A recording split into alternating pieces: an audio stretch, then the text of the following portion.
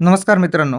चालू घडामोडीच्या आजच्या या भागात आपण 2025च्या ज्या काही महत्त्वाच्या घटना घडल्या आहेत, त्या संदर्भातील प्रश्न, त्यांची उत्तरे आणि स्पष्टीकरण बघणार आहोत.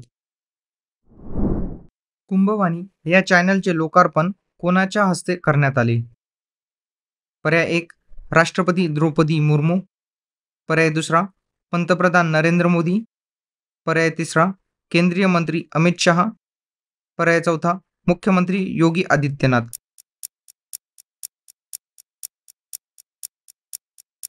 या प्रश्नाचे बरोबर उत्तर आहे मुख्यमंत्री योगी आदित्यनाथ.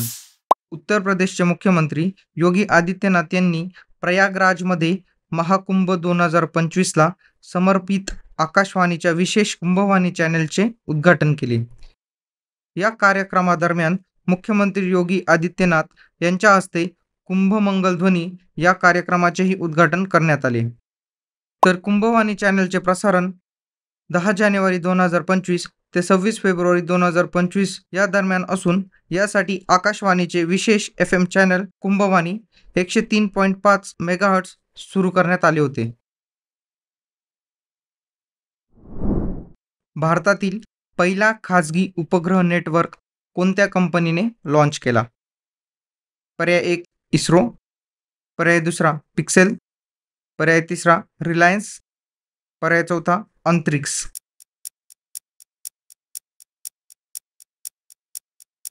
या प्रश्नाचे बरोबर उत्तर आहे पिक्सेल. भारतीय खाजगी स्पेस टेक कंपनी पिक्सेलने भारतातील पहिला खाजगी उपग्रह नेटवर्क लॉन्च केला. पिक्सेल ही बेंगळुरू येथील एक भारतीय अंतराळ स्टार्टअप आहे. या कंपनीची सुरुवात अवेस अहमद आणि क्षितिज खंडेलवाल या 2 इंजिनियर मित्रांनी 2019 मध्ये सुरू केली होती. चला तर बघूया फायरफ्लाय म्हणजे काय.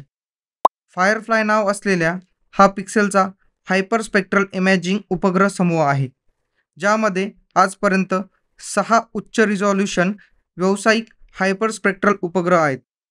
हा देशातील पहिला खाजगी इमेजिंग उपग्रह नेटवर्क आहे, ज्यालाच सॅटेलाइट कॉन्स्टलेशन म्हणूनही ओळखले जाते. फायरफ्लाय या मोहिमेत छोट्या उपग्रहांचे जाळे तयार करण्यात आले आहे. हे सर्व छोटे उपग्रह एकत्र काम करतील आणि पृथ्वीच्या वेगवेगळ्या भागातून डेटा गोळा करेल. दरवर्षी भारतीय सेना दिवस म्हणजेच भारतीय लष्कर दिन केव्हा साजरी करण्यात येतो? पर्याय पहिला 15 ऑगस्ट. पर्याय दुसरा 1 मे.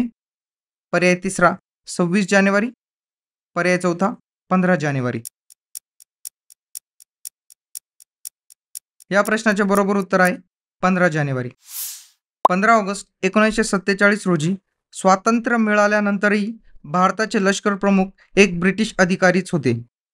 पण 15 जानेवारी 1949 रोजी KM करियप्पा यांनी ब्रिटिश जनरल सर बुचर यांच्याकडून लष्कर प्रमुख म्हणून पदभार स्वीकारला. 15 जानेवारी या दिवशी फील्ड मार्शल KM करियप्पा हे भारतीय लष्कराला कमांड देणारे पहिले भारतीय कमांडर इन चीफ बनले. भारतीय लष्करातील या महत्त्वाच्या घटनेची आठवण म्हणून दरवर्षी 15 जानेवारी हा दिवस भारतात सेना दिवस म्हणून साजरा केला जातो. 19 वर्षाखालील एक दिवसीय सामन्यात त्रिशतक झळकावणारी पहिली भारतीय महिला क्रिकेटपटू कोण ठरली? पर्याय पहिला स्मृती मंधाना. पर्याय दुसरा इरा जाधव. पर्याय तिसरा निक्की प्रसाद. पर्याय चौथा हरमनप्रीत कौर.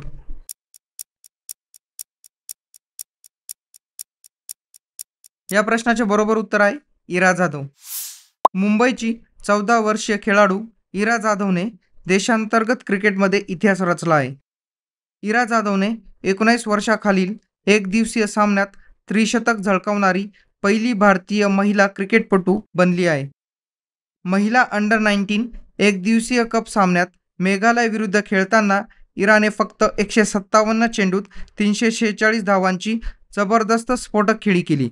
या दरम्यान इराने 42 फोर आणि 16 सिक्स मारले.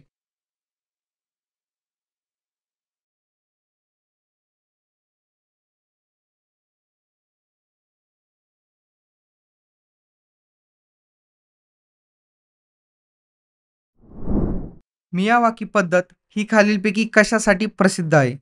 हा प्रश्न वनरक्षक भरती तसेच UPSC 2022 मध्ये ऑलरेडी विचारला गेला आहे.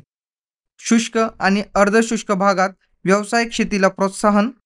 पर्याय दुसरा, अनुवांशिकरित्या सुधारित वनस्पती वापरून बागांचा विकास. पर्याय तिसरा, शहरी भागात लघुवनांची निर्मिती. पर्याय चौथा, किनारी भागात आणि समुद्राच्या पृष्ठभागावर पवन ऊर्जेची साठवण.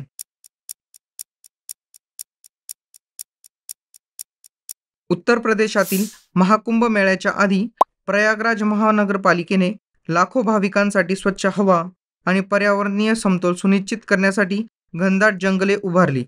ही घनदाट जंगले म्हणजेच ऑक्सिजन बँक तयार करण्यासाठी मियावाकी या जपानी तंत्रज्ञानाचा वापर केला गेला. मियावाकी हे तंत्र 1970च्या दशकात जपानी वनस्पतीशास्त्रज्ञ अकिरा मियावाकी यांनी विकसित केले. या पद्धतीला पॉट प्लांटेशन पद्धत म्हणूनही ओळखले जाते. मर्यादित जागेत आणि कमी वेळेत घनदाट जंगले निर्माण करण्यासाठी ही एक विशिष्ट पद्धत आहे. मियावाकी ही मानवनिर्मित जंगल पद्धती असून यामध्ये कमीत कमी जागेत जास्तीत जास्त देशी वृक्षांची लागवड केली जाते. घरामागील अंगणांचे लघुवनांमध्ये रूपांतर करून शहरी वनीकरणाच्या संकल्पनेत मियावाकी पद्धतीने क्रांती घडवून आणली आहे.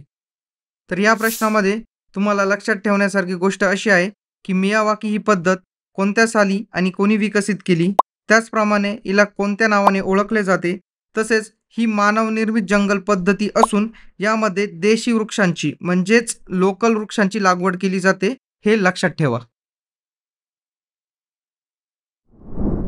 सियाचीन आणि लडाख सारख्या अत्यंत थंड भागात तैनात असलेल्या सैनिकांसाठी DRDOने नवीन युनिफॉर्म लॉन्च केला. तर या युनिफॉर्मचे नाव काय? पर्याय पहिला, हिमकवच. पर्याय दुसरा, हिमवीर. पर्याय तिसरा, हिमरक्षक. पर्याय चौथा, अभेद.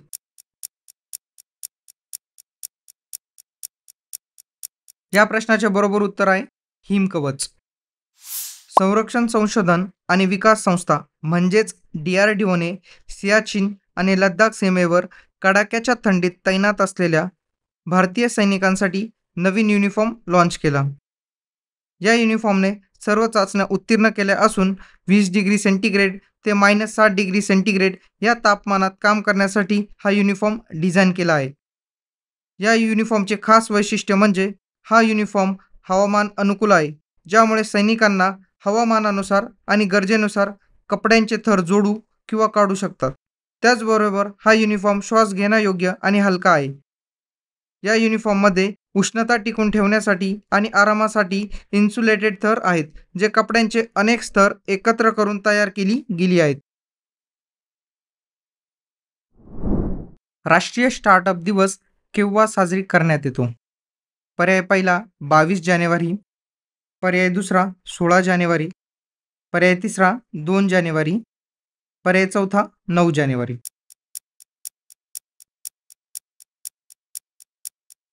या प्रश्नाचे बरोबर उत्तर आहे 16 जानेवारी. स्टार्टअप इंडिया हा भारत सरकारचा एक प्रमुख उपक्रम आहे, जो 16 जानेवारी 2016 रोजी सुरू करण्यात आला होता. चला तर बघूया स्टार्टअप इंडिया म्हणजे काय. एक मजबूत उद्योजकीय संस्कृतीला चालना देण्यासाठी स्टार्टअप इंडिया उपक्रम सुरू करण्यात आला आहे. स्टार्टअपच्या वाढीसाठी आणि रोजगाराच्या संधी निर्माण करण्यात मदत करणे, प्रक्रिया सुलभ करणे, निधी म्हणजेच फंडिंग समर्थन प्रदान करणे, त्याचबरोबर नवीन कल्पना वाढवणे ही काही स्टार्टअप इंडियाची उद्दिष्टे आहेत. ला पेरूस या सागरी युद्ध सरावाचे आयोजन खालीलपैकी कोणत्या देशाकडून करण्यात आले? पर्याय पहिला भारत. पर्याय दुसरा फ्रान्स. पर्याय तिसरा जर्मनी. पर्याय चौथा स्पेन.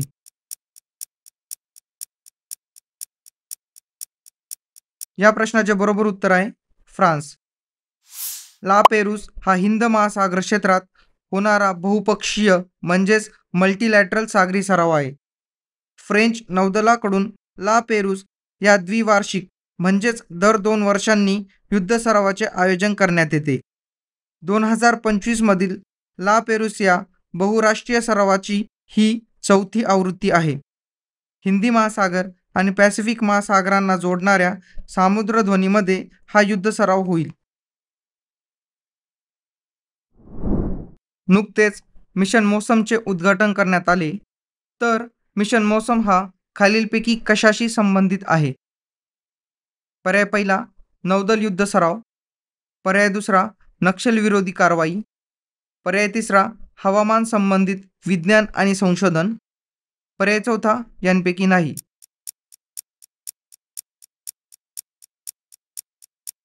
या प्रश्नाचे बरोबर उत्तर आहे हवामान संबंधित विज्ञान आणि संशोधन. पंतप्रधान श्री नरेंद्र मोदी यांनी 15 जानेवारी 2025 रोजी नवी दिल्लीतील भारत मंडपम इथे मिशन मौसमचे उद्घाटन केले. चला तर बघूया मिशन मौसम नक्की काय आहे. मिशन मौसम हा भारत सरकारचा एक उपक्रम असून ज्याचा उद्देश भारताच्या हवामान विभागाच्या हवामान अंदाज, मॉडेलिंग आणि प्रसारामध्ये क्षमता वाढवणे हे आहे. देशाला हवामान आणि वातावरणाप्रती सजग आणि स्मार्ट देश बनवण्याच्या उद्दिष्टाने हा उपक्रम सुरू करण्यात आला आहे. मिशन मौसम प्रामुख्याने पृथ्वी विज्ञान मंत्रालयाच्या म्हणजेच मिनिस्ट्री ऑफ अर्थ सायन्सच्या अंतर्गत राबविण्यात येणार आहे. अलीकडेच भारताचा पहिला लोकपाल वर्धापन दिन केव्हा साजरी करण्यात आला? पर्याय पहिला 2 जानेवारी, पर्याय दुसरा 10 जानेवारी, पर्याय तिसरा 16 जानेवारी, पर्याय चौथा 26 जानेवारी.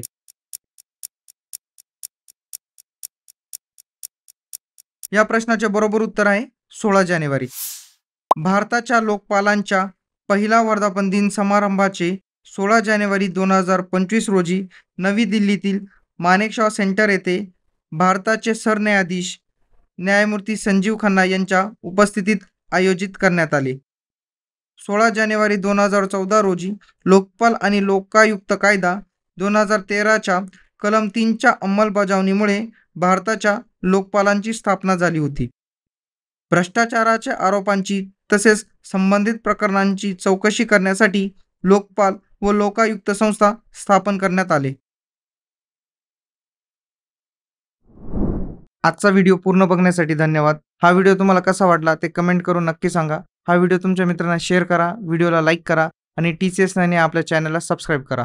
पुन्हा भेटूया चालू घडामोडीच्या पुढच्या भागात. तोपर्यंत जय हिंद, जय महाराष्ट्र.